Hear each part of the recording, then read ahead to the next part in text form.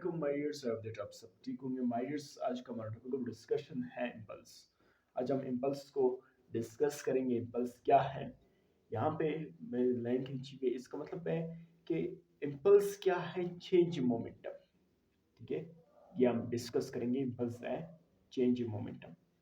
लेकिन इससे पिछले लेक्चर्स में जिस तरह मैंने आपको पढ़ाया था मोमेंटम के बारे में, फिर सेकंड लॉ को हमने रिलेट किया था मोमेंटम से। तो अगर आपने हमारे पिछले जो 7-8 लेक्चर्स हमने अपलोड किए हैं वो वॉच नहीं किए तो प्लीज़ आप उसको वॉच करें, ताकि पूरा चैप्टर का आपका एक क्रिस्टल क्लियर कॉन्सेप्ट बन जाए, एक पूरा चैप्टर आप सीख जाए आसानी के साथ। तो इम्पल्स क्या है, चेंज मोमेंटम। मोमेंटम के अंदर जो भी चेंज आए, ठीक है, ठीक है, that is known as momentum. अब यहाँ पे सुन लें कि एक शॉर्ट पीरियड ऑफ टाइम के लिए, एक मुख्तसर वक्त के लिए एक बहुत सारा फोर्स किसी भी बॉडी पे लगे और मोमेंटम में एक बहुत बड़ी चेंज आए, that is known as impulse. Suppose क्या मतलब कि कोई भी फुटबॉलर है तो वो एक मुख्तसर वक्त के लिए बहुत ज़्यादा फोर्स से फुटबॉल को किक करता है और फुटबॉल बहुत सारा डिस्टेंस को कवर कर लेता है, उसकी मोमेंटम में बड़ी चेंज आ जाती है। इसी तरह कोई क्रिकेटर है, वो क्रिकेट के बॉल को हिट करता है एक बड़ी फोर्स के साथ मुख्तसर वक्त के लिए, that is known as impulse. यानी किसी भी बॉडी के ऊपर बहुत सारा फोर्स एक शॉर्ट पीरियड ऑफ टाइम के लिए लगाना, that is known as impulse. और इम्पल्स बेसिकली जब आप वो फोर्स लगाते हैं एक शॉर्ट पीरियड ऑफ टाइम के लिए, that is known as impulse. और ये क्या करता है, ये मोमेंटम के अंदर बहुत बड़ी चेंज आती है।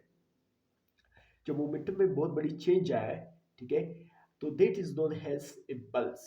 यानी एक शॉर्ट पीरियड ऑफ टाइम के लिए आपने बहुत सारा फोर्स लगाया और उसमें मोमेंटम का चेंज आया, that is known as impulse my dears.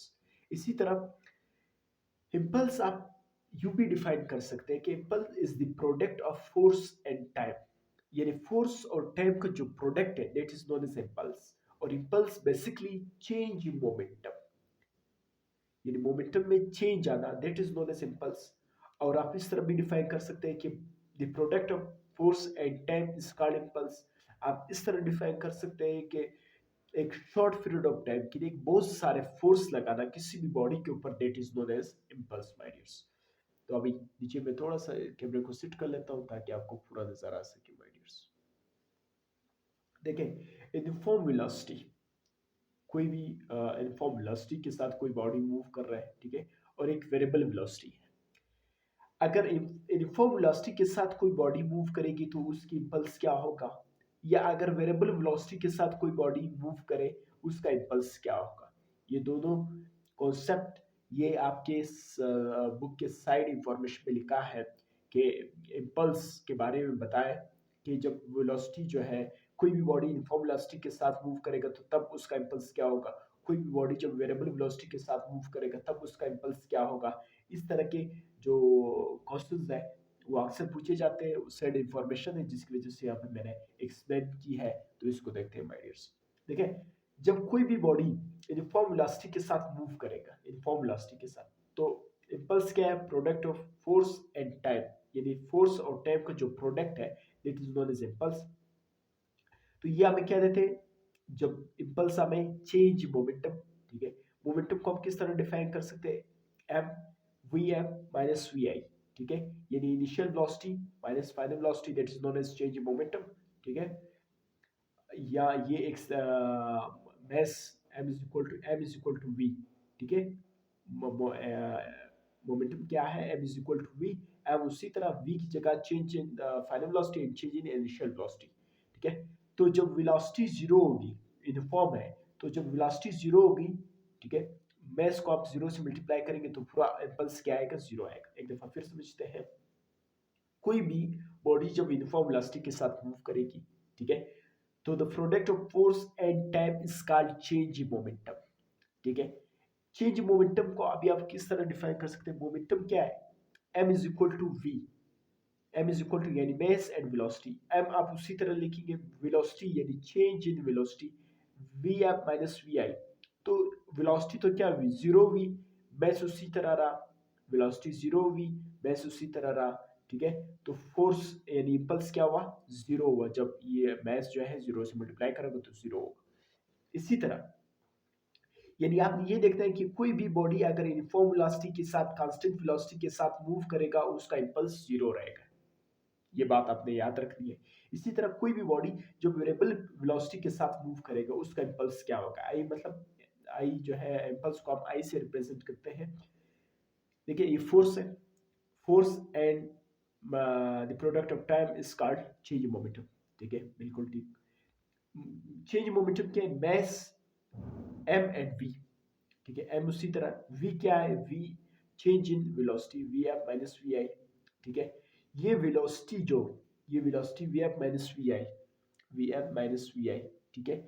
यहाँ पे तो वेलोसिटी जीरो नहीं है क्योंकि वेरिएबल है, वेरिएबल है, ठीक है। तो कुछ कुछ वैल्यू होगी, वो यहाँ पे जब आप पुट करेंगे मैस का भी कुछ वैल्यू होगा, तो ये जीरो का इक्वल नहीं आएगा।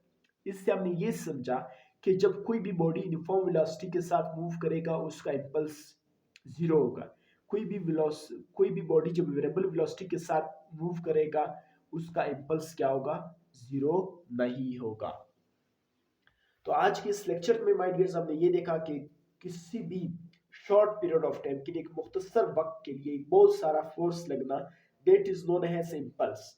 और इम्पल्स बेसिकली क्या है, चेंज मोमेंटम। मोमेंटम में एक बहुत बड़ी चेंज आती है जब एक शॉर्ट पीरियड ऑफ टाइम के लिए बहुत सारा फोर्स लगता है। फिर हमने ये देखा कि impulse is the product of force and time. Impulse क्या है, फोर्स और टाइम का जो प्रोडक्ट है, that is known as impulse. Impulse क्या है, चेंज मोमेंटम। मोमेंटम के अंदर जब चेंज आ जाए that is known as impulse my dears. तो फिर हमने ये देखा कि कोई भी बॉडी जब यूनिफॉर्म वेलोसिटी के साथ मूव करती है तब उसका इम्पल्स जो है वो जीरो होगा। कोई भी बॉडी जब वेरिएबल वेलोसिटी के साथ मूव करेगा तब उसका इम्पल्स जो है वो जीरो नहीं होगा। तो आज के इस लेक्चर में अब मैंने कहा इंशाल्लाह नेक्स्ट लेक्चर्स में हम अपने नेक्स्ट टॉपिक को लेके चलेंगे, लेकिन उससे पहले एक एवरेज फोर्स का फार्मूला मैं आपको जरूर बताऊंगा क्योंकि काफी एमसीक्यूज पूछे गए जो हम जाके प्रैक्टिस एमसीक्यूज में डिस्कस करेंगे। मैं कैमरे को सेट कर लेता हूँ ताकि आपको पूरा नजर आ सके। यहाँ पर आप देख सकते हैं माय डियर्स कि the average force is divided by the change momentum respect to time. यहाँ पे क्या हो रहा है कि मोमेंटम्स में, ये पिछले लेक्चर्स में हमने आपको समझाया था कि जब कोई भी एवरेज फोर्स हो, एवरेज फोर्स, ठीक है, मोमेंटम में चेंज आया with respect to time, that is known as average force. ये हमने पिछले लेक्चर्स में बड़ी डिटेल डिस्कशन की थी, ठीक है। अगर आपको एवरेज चेंज मोमेंटम दिया गया होगा, ठीक है, सपोज 10 20 50 100 कुछ भी हो सकता है, और टाइम भी दिया होगा, जब आप उसको उस मोमेंटम को उस टाइम से डिवाइड करोगे तो आपके पास एवरेज फोर्स आएगा माय डियर्स। तो आई होप दैट ये पिछले लेक्चर्स में भी मैंने समझाया, इसके ऊपर हम प्रैक्टिस एमसीक्यूज भी करेंगे, लेकिन उससे पहले आपने इस फार्मूले को एक अलग पेज पे अलग अलग लिखना है ताकि फिर आपको समझने में, पढ़ने में, रिवीजन करने में बड़ी आसानी होगी। तो आज के इस लेक्चर में हमने इम्पल्स के बारे में देखा। एक दफ़ा फिर एक शॉर्ट रिव्यू दे लेता हूँ, एक मिनट आप फिर सुन लें कि चेंज मोमेंटम, सॉरी, एक शॉर्ट पीरियड ऑफ टाइम के लिए एक बहुत सारा फोर्स लगना, that is known as impulse. और इम्पल्स बेसिकली हमें चेंज इन मोमेंटम बता रहा है। फिर एक यूनिफॉर्म वेलोसिटी है, एक वेरिएबल वेलोसिटी है। मैंने कहा कि कोई भी बॉडी अगर यूनिफॉर्म वेलोसिटी के साथ मूव करेगी तो वो उसका जो इम्पल्स है वो जीरो होगा। कोई भी वेलोसिटी, कोई भी बॉडी अगर वेरिएबल वेलोसिटी के साथ मूव करेगी तो उसका जो इम्पल्स है वो जीरो नहीं होगा। तो ये था हमारा आज का लेक्चर। इंशाल्लाह नेक्स्ट लेक्चर्स में हम अपने नेक्स्ट टॉपिक को लेके चलेंगे, law of conservation of linear momentum को, और उसके बाद हम जो नेक्स्ट कंसेक्यूटिव टॉपिक है उसको देखेंगे। तो इजाज़त दीजिए, अल्लाह हाफिज़।